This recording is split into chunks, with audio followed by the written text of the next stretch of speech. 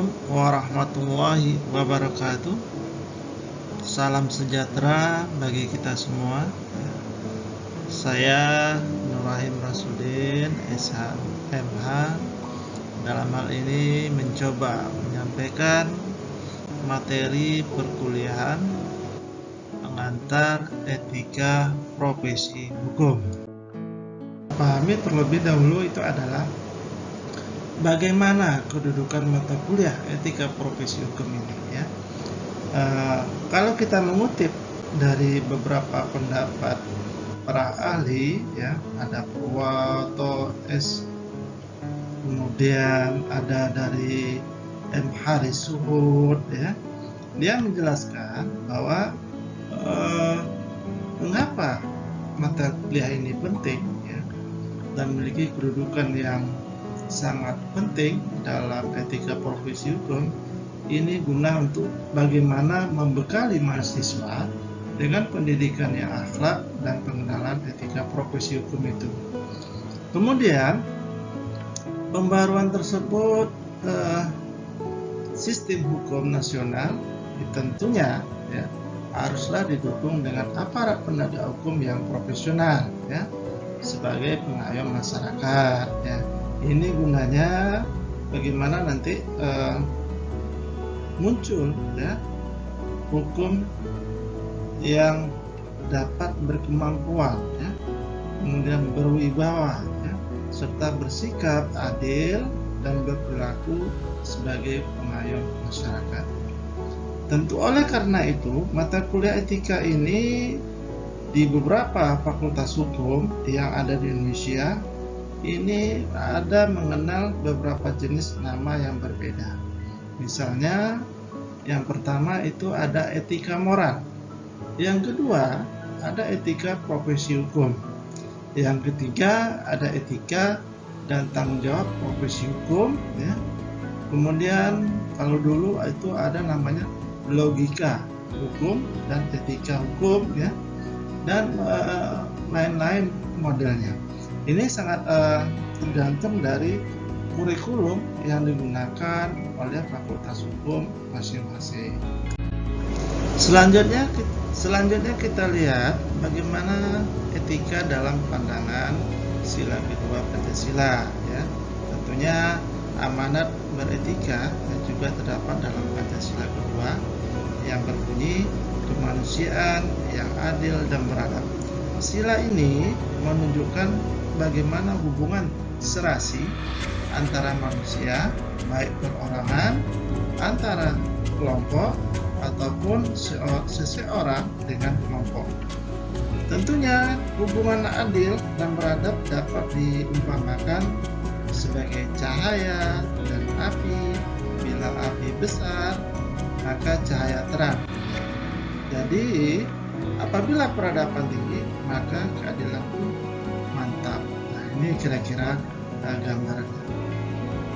Peradaban dalam hal ini merupakan kodrat alami dari manusia, sehingga mempunyai pikiran atau cipta serta perasaan atau rasa dan apabila dikombinasikan akan menjadi kehendak atau karsa, ya, yang merupakan motif dari karya atau sikap tindak. Karena penggunaan cipta, rasa, dan karsa itu terbentuklah kalbu atau perbuatan manusia itu. Nah, ini kira-kira, ya. Nah, jadi apabila secara umum dapat disimpulkan apabila peradaban itu tinggi, maka keadilan pun akan mantap. Oleh karena itu terciptalah semacam sebutan orang yang biadab atau rendah peradabannya, manusia itu dikatakan beradab ketika kalbu positif, ya, dan akan terlihat pada sikap serta tindakannya.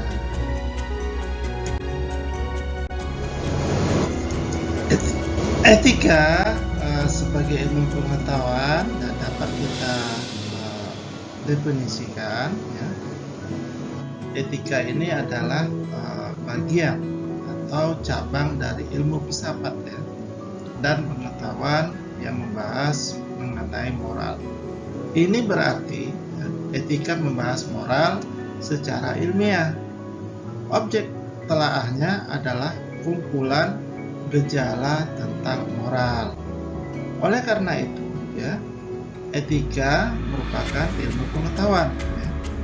Maka perlu diadakan pemisah antara etika dan juga moral yang menjadi suatu objek. Masalah moral menarik untuk ditelaah secara ilmiah. Misalnya peristiwa buruh tani, pengangguran, ya, kemudian pengguguran kandungan, ya, yang menyatakan etika adalah ilmu pengetahuan tentang moral. Ini kira-kira seperti itu, ya, yang bisa dijelaskan. Ada beberapa hal alasan mengapa kita harus mempelajari etika, ya. Yang pertama itu di dalam hidup bermasyarakat selalu harus berbuat baik untuk mengambil keputusan menurut cara yang dianggap benar. Cara tersebut tidaklah dikatakan salah bila dibandingkan dengan norma yang berlaku. Dalam cara berbuat itulah etika berusaha menjelaskan yang menjadi duduk persoalannya dan mengapa satu dinilai atau dinyatakan benar sedangkan yang lain dinilai salah.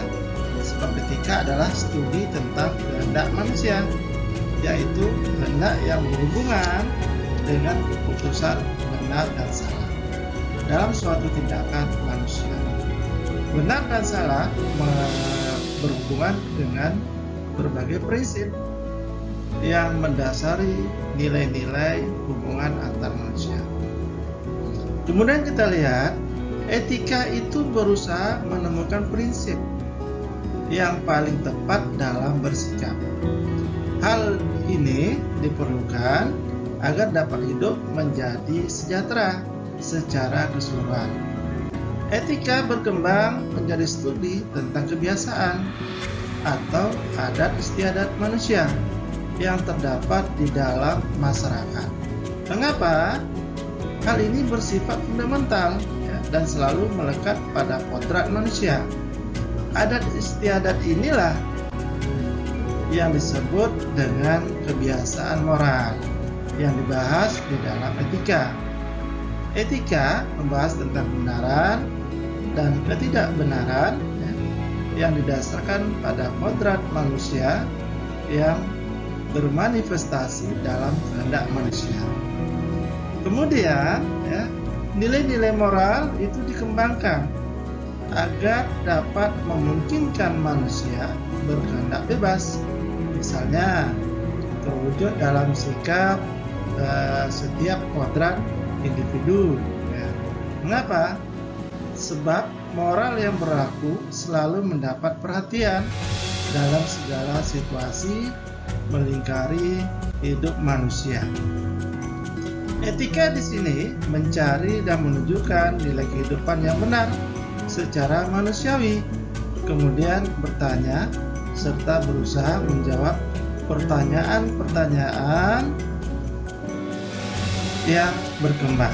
Misalnya, manakah nilai-nilai yang paling pantas diperhatikan? Kemudian, mengapa seseorang dinyatakan berbuat lebih baik daripada yang lainnya? Manusia di sini tidak dapat terlepas atau bebas dari jaringan nilai. Etika membahas tentang nilai-nilai manusiawi, berusaha merangsang timbulnya perasaan moral, ya, dan menemukan nilai-nilai hidup yang baik serta benar. Juga mengilhami manusia agar berusaha mencarinya.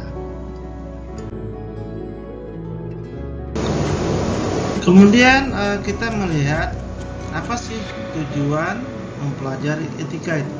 Tentu tujuan dalam kita mempelajari etika, ya, secara umum itu bisa dikelompokkan dalam 6 poin, ya, berkaitan dengan etika itu.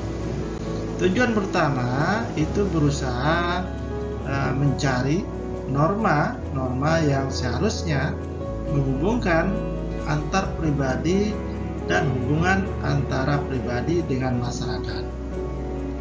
Etika di sini tidak mempersoalkan aspek-aspek kehidupan ya, individu yang tidak menyangkut kehidupan orang lain. Meskinya dalam beberapa hal ya, ada urusan pribadi itu dianggap sebagai urusan masyarakat.